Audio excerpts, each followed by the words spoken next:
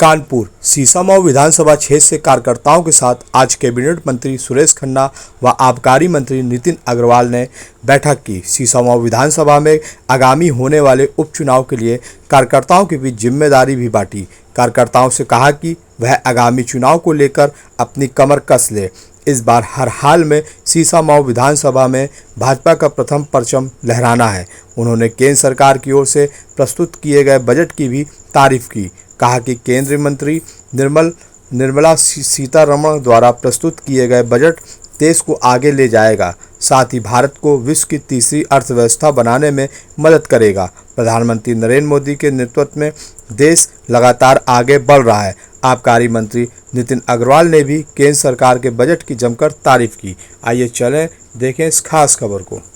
एक ही विषय है हमारे सामने, जो हमारा उद्देश्य है कि हम सीसामऊ का चुनाव कैसे जीते, इसके संबंध में हमारे जो पूर्व में मुझसे चर्चा की थी इस मीटिंग से पहले भी कि आखिर ये वोट हमको क्यों नहीं पड़ता है, तो मेरे उनके बीच में थोड़ी सी भिन्नता थी। मूल रूप से हम दोनों का विचार एक ही था। यहाँ पर इसमें बहुत बड़ा एक योगदान सिख समाज का इसमें से,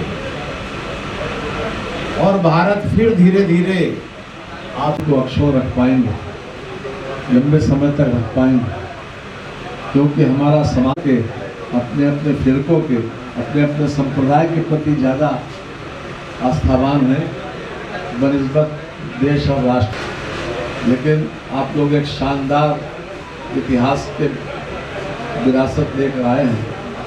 एक अत्यंत सिखों का इतिहास बहुत आपके पास एक माइक भेजा जा रहा है, आप लोग कृपया करके अपने विचार दें।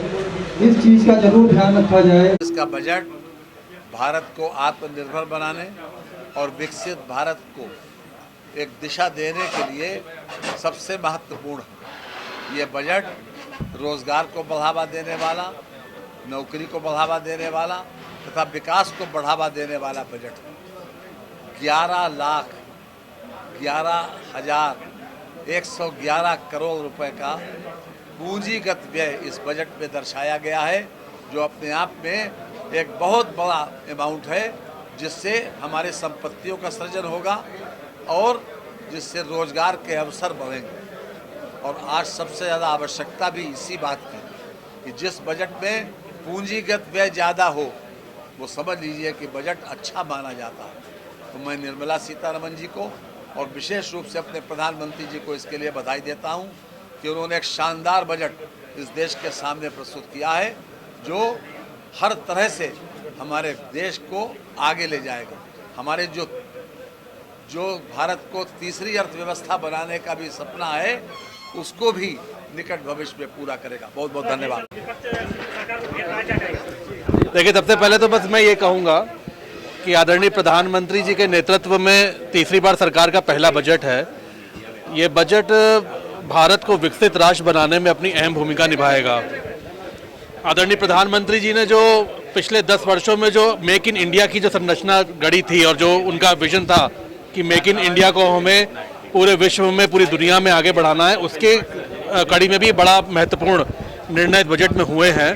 साथ ही साथ किसान, नौजवान, महिलाएं और गरीबों के लिए जो योजनाएं इस बजट में आई हैं, जो पैसा आवंटित किया गया है, और खासतौर से रोजगार के लिए, नौजवानों के लिए, ये आगे आने वाली जनरेशन्स के लिए एक बहुत मील का पत्थर साबित होगा। कुल मिला के ये बजट विकसित भारत बनाने में एक बहुत बड़ी भूमिका निभाएगा और देश में रहने वाले हर वर्ग के लिए इस बजट में केंद्र सरकार ने, आदरणीय मोदी जी ने कुछ ना कुछ योजनाएं जरूर डाली हैं।